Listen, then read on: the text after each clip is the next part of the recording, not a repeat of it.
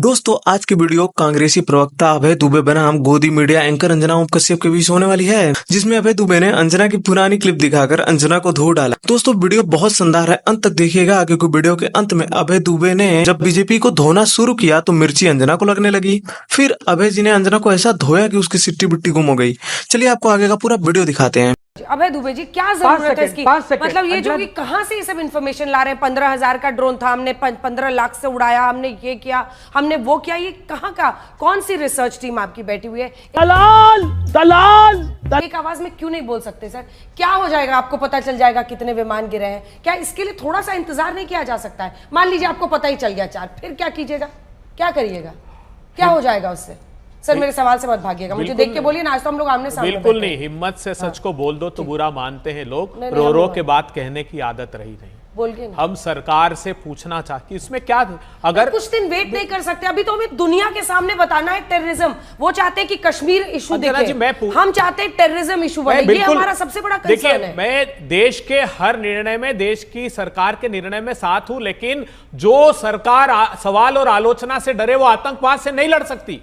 मेरे प्रधानमंत्री से मेरी भारत की भूमि पर सवाल है। एक प्रधानमंत्री मेरे देश के हैं जो चीन को क्लीन चिट देता है और एक विदेश मंत्री जो पाकिस्तान को क्लीन चिट देता है। पाकिस्तान को इंफॉर्मेशन देने का अर्थ यह कि इंटरनेशनल कम्युनिटी को यह मैसेज देना कि जो आतंकवाद है वो भले ही पाकिस्तान की भूमि पर हो, लेकिन उसमें पाकिस्तान का हाथ नहीं है। मैं पूछना चाहता हूं, आज यह सवाल जायज है जब जयराम रमेश कहते हैं बताइए ना किस देश में जाएंगे। अभी आप अफगानिस्तान का जिक्र कर रही थी, तो अफगानिस्तान के साथ, नेपाल के साथ ट्रांस हिमालयन प्रोजेक्ट साइन किया है चाइना ने। यह सच बात है कि श्रीलंका के साथ अंबन टोटक का एग्रीमेंट किया है। चाइना इकोनॉमिक कॉरिडोर पाकिस्तान के साथ बना रहा है। चाइना ने 3 स्टेप एग्रीमेंट भूटान के साथ किया है। हमारे सार्क कंट्री के जो देश हैं सारे चीन के साथ हैं। मैं एक देश का नाम बताइए जो आतंकवाद की इस घटना पर भारत के साथ खड़ा हुआ हो। ये कैसे बंद कर देना चाहिए ना, ये बंद कर देना चाहिए। डेलीगेशन ना भेजे, नहीं डेलीगेशन भेजिए, लेकिन इस बात को विश्वास में, एक तो पहली बात राजनीतिक दलों से इस बात का समन्वय सर, या तो ये डिस्ट्रैक्ट करने के लिए, एक सेकंड, अगर ये डिस्ट्रैक्ट करने के लिए है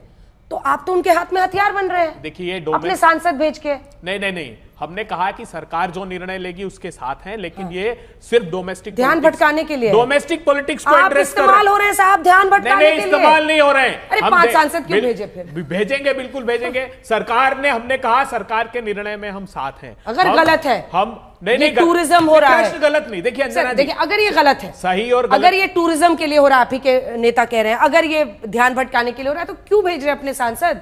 हम हर संभव कोशिश करेंगे। जो मोदी सरकार ने 11 साल में जो डिप्लोमेसी खराब कर दी है, जो उसको हम कोशिश करेंगे कि वो किसी रास्ते पर आ जाए। लेकिन फिर भी मैं कह रहा हूं कि ये सिर्फ फेस सेविंग एक्सरसाइज है। असली मुद्दा है, उसको भटकाने की कोशिश की जा रही है। मैं पूछना चाहता हूं, बताइए कहां है वो आतंकवादी? इस पर कोई बात क्यों नहीं करना चाहता? कितना बड़ा फेल्योर था। और यही नहीं था, रियासी में तो वो नैरेटिव छुपा दिया इन्होंने। रियासी इससे बहुत बड़ी घटना थी। क्या हुआ पुलवामा का बताइए। चलिए पठानकोट में आपने आईएसआई को बुलाया, उस पठानकोट की रिपोर्ट क्या हुई ये तो बता दीजिए। आज तक देश में उन आतंकियों के मार गिराए जाने का इंतजार है जिन्होंने इस घटना को अंजाम दिया है।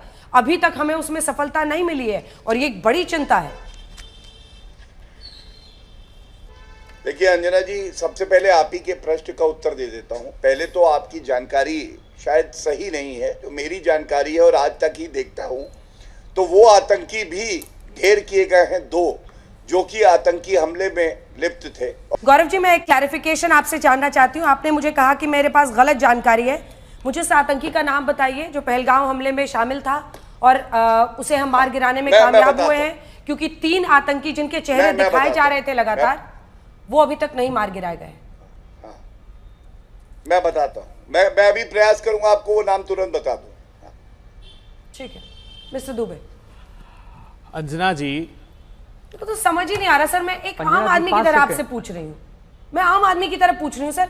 ये कई लोग जो मिलते हैं वो पूछते हैं कि मतलब एक आवाज में हम क्यों नहीं इस वक्त बोल रहे हैं? आप जिन सांसदों को भी कह रहे हैं, सलमान खुर्शीद साहब भी कह रहे हैं आंतरिक है, मतलब एक ही आदमी 2 बातें कैसे करेगा कि हम बुरी तरह से फेल हो गए हैं, हम कुछ नहीं कर पाए हैं, हमने बर्बाद कर दिया सब कुछ, और फिर वहां जाके बोलेगा कि हमने तो टेररिज्म पर बहुत बड़ा एक्शन लिया है, हमने टेररिज्म के खिलाफ पाकिस्तान पर हमला किया है, हमारी नई पॉलिसी है कि कोई आतंकी घटना अंजाम देगा तो हम उसको मारेंगे। मतलब ये क्या है? मतलब इधर ए फेस उधर बी फेस, या फिर आपकी क्या है, आपकी थिंकिंग क्या है, आपकी सोच क्या है इस पर? अभी मजा आएगा ना भिड़ो। नहीं, अगर हम ये सरकार को मना कर देते तो भी आप यही आरोप लगाती हम पर कि आपकी सोच क्या है, आप क्यों नहीं भेजना चाहते हैं। हमने सवाल वाजिब खड़े किए जिस पर प्रधानमंत्री को जवाब देना चाहिए, और ये जवाब मैं क्यों ना बहुत अच्छा हो कि आप ही के मुंह से दिलवा दूं देश को। एक दिन पहले, दोस्तों, मैं पूरा वीडियो नहीं चलाऊंगा, लेकिन एक दिन पहले का कार्यक्रम है जिसमें मैं मौजूद था, जिसमें बहुत जायज सवाल आज तक ने खड़े किए, वो आपको देखना चाहिए, जिसमें बहुत जायज सवाल है। हम आपको दिखाते हैं कि अगला कदम हम क्या उठा सकते हैं। ये देखिए, चलिए। 42 आतंकी लॉन्च पैड्स। देखिए, इससे पहले भी हमने सर्जिकल स्ट्राइक्स की है पीओके को लेकर। अगर हम सिर्फ पीओके बस 10 सेकंड का देखिएगा इसको, हमारा फैसला हो सकता है। अब हम आपको ये जो 42 आतंकी लॉन्च पैड्स है, मैंने अंडरलाइन कर दिया, जो सक्रिय है।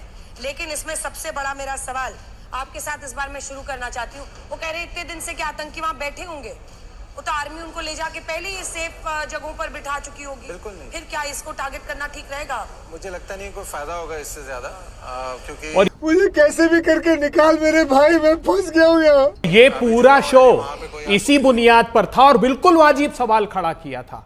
तब मेरे देश के विदेश मंत्री से पूछना चाहता हूं, जब आज तक चैनल एक दिन पहले डिबेट कर रहा है कि क्या पाकिस्तान उन आतंकवादियों को वहां रहने देगा, क्या सिर्फ आप ये इंफ्रास्ट्रक्चर तबाह करके तस्वीरें चलाएंगे, ये कह रहे हैं सारे एक्सपर्ट सेना के। तब मैं मेरे विदेश मंत्री से सवाल पूछना चाहता हूं, चीन का प्रश्न खड़ा किया, कितना बड़ा धोखा दिया है देश के लोगों को। वापस आते हैं, ये दिखा के आपने क्या प्रूव किया, जरा समझने की कोशिश करेंगे। क्योंकि उन दिनों जब ये ऑपरेशन नहीं हुआ था तो हम बता रहे थे क्या क्या हम कर सकते हैं, और ये सवाल सबके मन में था। लेकिन सेना को तैयारी के लिए तो वक्त चाहिए ना। आप क्या चाह रहे थे कि जिस दिन हमला हुआ उसी दिन फौरन वो कर दें? क्योंकि कुछ तो सेना सोच रही थी ना, अब सेना का काम भी कांग्रेस पार्टी करेगी क्या? नहीं, देखिए, सुनिए, सर आउट ऑफ कॉन्टेक्स्ट नहीं है। किसी भी मिलिट्री ऑपरेशन का जो सबसे बड़ी यूएसपी होती है, तो फिर अब बताइए, मसूद अजहर के परिवार के जो 14 लोग मारे गए, उसको पैसा दिया जा रहा है, उनको कैसे मारे? अजहर मसूद का है, वो जो आतंकियों की एक बार तस्वीरें दिखाइए, जो आतंकियों की मज़ारें, एक सेकंड, जो उनकी लाशें पड़ी हुई हैं पाकिस्तान के झंडे में, वो सब क्यों मारे गए? सेना के ऑपरेशन के पीछे कुछ भी नहीं, सेना के ऑपरेशन के पीछे छुपने की कोशिश नहीं करें। हमने हर बार जब भी राहुल गांधी ने सवाल खड़े किए, अभी आपने चीन का प्रश्न खड़ा किया, डोकलाम का, मुझे बताइए क्या हुआ डोकलाम में? उसके बाद 5 मार्च 2018 को आपने राज्यसभा में जवाब दिया। एक बार अभय दुबे जी के लिए खास तस्वीरें निकालिए पाकिस्तान में, जो आतंकियों को पाकिस्तान के झंडे में लपेटा गया था।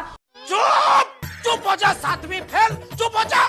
मुझे हमने तस्वीर बताई, हमारे सारे डिप्लोमेट्स ने, विश्व भर में हमारे डिप्लोमेट्स ने सारे चैनलों पर पूरे वर्ल्ड के आतंकियों को स्टेट फ्यूनरल की तस्वीर दिखाई। उसके बावजूद हमारे देश के विदेश मंत्री ने जानकारी पाकिस्तान को क्यों दी? जब आपको यह पता था कि वो स्टेट फ्यूनरल करते हैं, वो उनको सरपरस्ती देते हैं, तब डीजीएमओ साहब ने भी बताया था। देखिए, डीजीएमओ साहब ने भी बताया कि हमने उनको। गौरव भाटिया जी, अब हमें नाम बताने वाले हैं, कौन सा पहलगांव हमले का आतंकी मारा गया, नाम बताइए। बिल्कुल।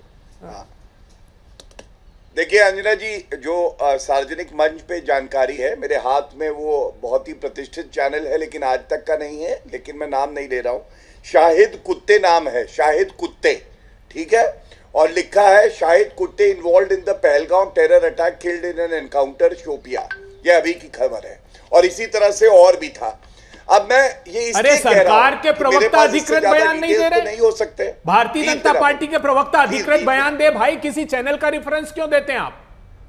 अंजना जी, ये अच्छी बात है क्या? अब आप बताइए, मैंने शाहिद कुत्ते का नाम लिया, इनको दर्द क्यों हुआ? बात बताइए, शाहिद कुत्ते का नाम लिया, इनको दर्द क्यों हुआ? आप बताइए, शाहिद कुत्ते का नाम लेने पे इनको दर्द क्यों हो रहा है? फेस सेमिंग एक्सरसाइज में गलत बात है अंजना जी। हमने पूछा पुलवामा के, आपने जांच रिपोर्ट आज तक नहीं आई। पहलगाम के हमले का पठानकोट में आईएसआई से जांच कराई, क्या हुआ?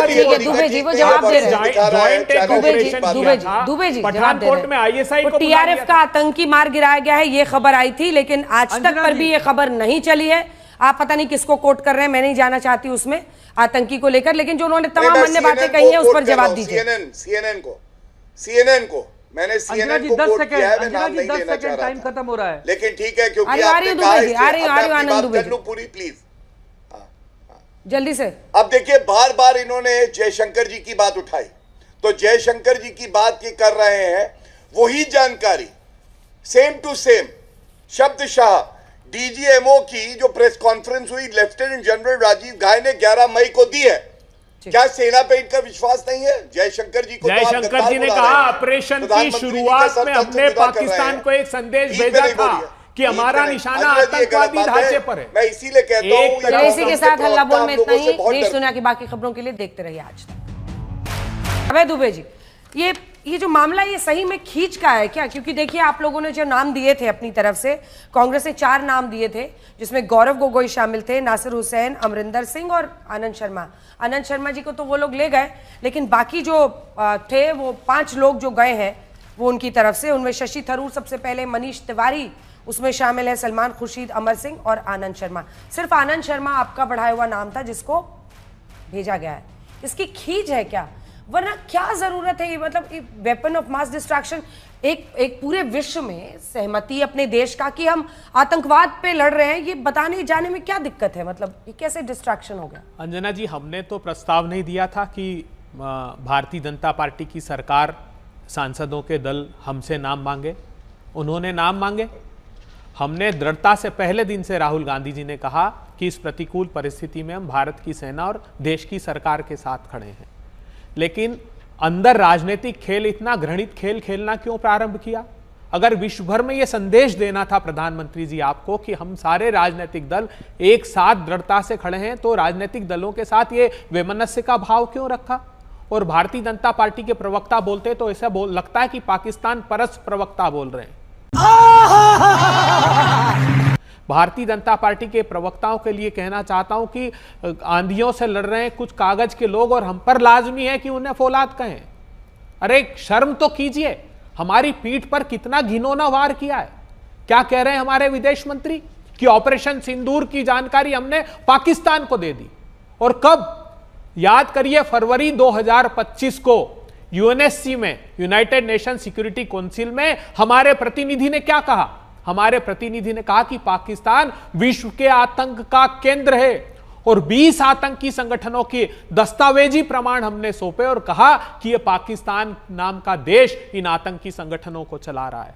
22 अप्रैल को हमला हुआ पहलगाम का, उसके बाद 29 अप्रैल को योगना Patel united nation security council में गई एक दस्तावेज लेकर और पाकिस्तान के रक्षा मंत्री के बयान के साथ जिसमें स्वीकार किया कि हम आतंकवाद में शामिल हैं। उसके बाद हमारे विदेश मंत्री क्या घृणित खेल खेलते हैं? वो ऑपरेशन सिंदूर की जानकारी पाकिस्तान को मुहैया कराते हैं। यह अपराध क्यों किया? और मैं पूछना चाहता हूं अंजना जी, इससे भी भयावह हमला हुआ था रियासी का। 50 लोगों पर, हमारे तीर्थयात्रियों पर जून 2024 में गोलियों से हमला किया, 9 लोगों की हत्या कर दी और 41 के सीने पर गोलियां लगी। वो तो बस खाई की तरफ चली गई तो आतंकवादियों की पहुंच के बाहर हो गई, नहीं तो 2 गुना पहलगाम से बड़ा हमला था। उसके बाद क्या किया हमारे विदेश मंत्री ने? वहां डिनर करने चले गए शहबाज शरीफ के यहां, क्या कहकर कि एससीओ का सम्मेलन, शंघाई कोऑपरेशन ऑर्गेनाइजेशन। अरे वो आए थे हमारे देश में, G20 का सम्मेलन था, चीन और पाकिस्तान ने आने से मना कर दिया। तब ये सदाशयता आप नहीं दिखा सकते थे। आज दुर्भाग्यपूर्ण बात है, आतंकवाद जैसी घटना में विश्व का एक देश हमारे साथ नहीं है। चीन ने तो अपनी PL-15C-10C विमान और मिसाइलें भेज दी, तुर्की ने ड्रोन भेजे और ऑल वेदर अलाई हमारा जो रशिया था, दिमित्री पास्को, जो वहां रूसी राष्ट्रपति की प्रवक्ता है, वो क्या कहती है कि भारत और पाकिस्तान दोनों हमारे पार्टनर हैं। नहीं तो कहा करते थे शिखर से भी पर्वत की आवाज दोगे तो हम भारत के साथ खड़े हैं। यूरोपीय यूनियन के लिए क्या कहा हमारे विदेश मंत्री ने? जब उन्होंने कहा कि दोनों संयम बरते तो उन्होंने कहा हमें उपदेशों की आवश्यकता नहीं। कौन सा देश हमारे साथ है? अभी क्यों गए नेवी के चीफ प्रधानमंत्री से मिलने? बताइए देश को। क्या इसलिए गए कि द यांग हांग ही, जो चाइना का सबसे बड़ा जासूसी बेड़ा है, सबसे बड़ा, वो हिंद महासागर में हमारे किनारे पर खड़ा कर दिया? ना तो क्वाड के देश हमारे साथ है, ना सार्क के देश हमारे साथ है, ना G20 के हमारे साथ है। अभी क्या हुआ? इस्लामिक ऑर्गेनाइजेशन के संगठन की मीटिंग में यह प्रस्ताव पारित कर दिया और आप खबर छपवा रहे हैं कि पाकिस्तान परास्त हुआ। उन्होंने कहा कि एक संयुक्त प्रतिनिधिमंडल कश्मीर में तो फिर अपने सांसद भेज क्यों रहे हैं अभय जी? मैंने आपको पूरा बोलने दिया, फिर क्यों भेज रहे हैं जब सब कुछ खत्म ही हो गया, खराब हो चुका है, बर्बाद हो चुका है, डेलीगेशन जा रहा है? नहीं, अगर हम ये सरकार को मना कर देते तो भी आप यही आरोप लगाती हम पर कि आपकी सोच क्या है, आप क्यों नहीं भेजना चाहते हैं? आप बोल